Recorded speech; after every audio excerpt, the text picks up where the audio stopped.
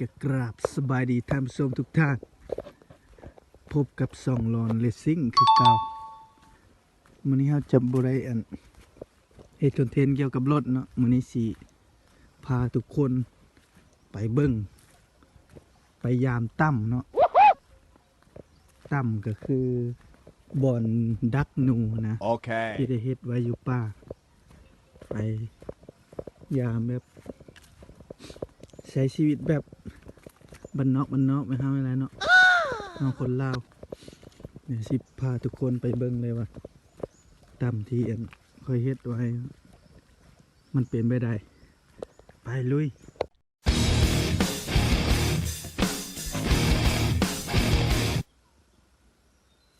ตอนนี้เขาก็ได้มาฮอด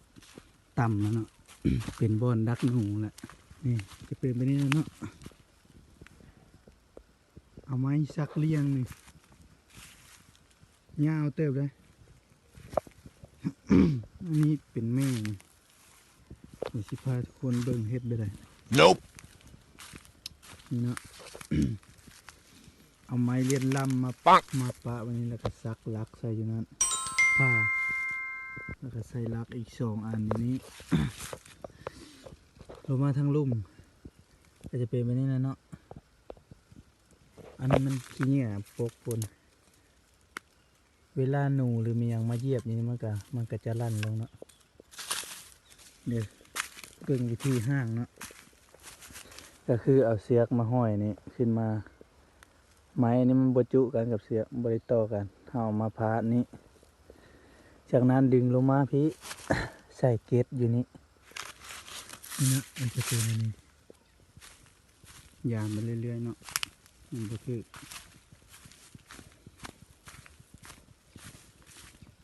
โบทึกแม่ลั่นแล้วแม่นี้ทีนี้น่าจะบดทันทึกหนูเห็นบ่ทุกคน ว้าว มันมืดเดี๋ยวสิจับหนูมากัน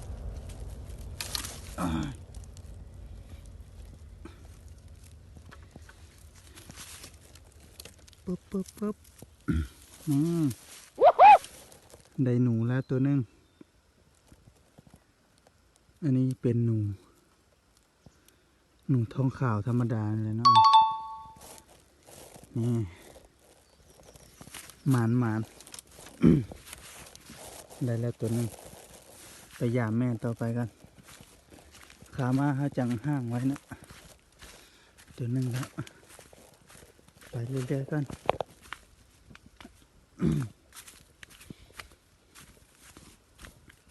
โอเคทุกคนตอนนี้ได้2 ตัวแล้วมันยังบ่ทันตายครับนี่ยังเตียงอยู่ เดี๋ยวไปกันอันนี้เอาเข้ามาอ้อยเนาะเข้าเปลือกเอามาโหยไปเบิ่งแม่นั่นก่อนโอ้แม่นั่นจะลั่นนั่นค่อยมากันนกลายนั่นนี่แถวเทิงนี่ธรรมศาสตร์มื้อนี้เกี่ยวกับธรรมศาสตร์เลยบ่ได้เกี่ยวกับรถเลยมันแม่นี่ไกลห้องน้ำจะเป็นห้องน้ำลั่นคือกันแม่นี่จ้ะปาไว้ก่อนถึกอย่างน้อแม่เบิ่งกันทุกคนถึกนกโอ้แม่นี่หมานนกนะแม่นี่ทุกคนนกนี่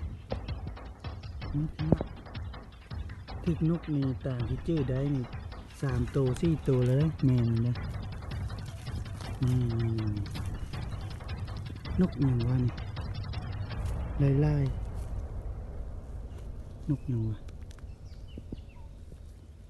ใส่หูบอกกันเลยเด้อคอมเมนต์บอกกันนี่นกเอียงบุหูคือกัน ได้3 ตัวมือนี่โอ้สุดยอดเลยโอ้หมาในเมนมันเอากระสอบกระเตียวนี่สิกระเตียวนี่จะเนื้อบอล Let's sing a song full of hope, full of pain. Why don't you sing along, my friend? For it's our last refrain. Forever young, ever strong, ever brave.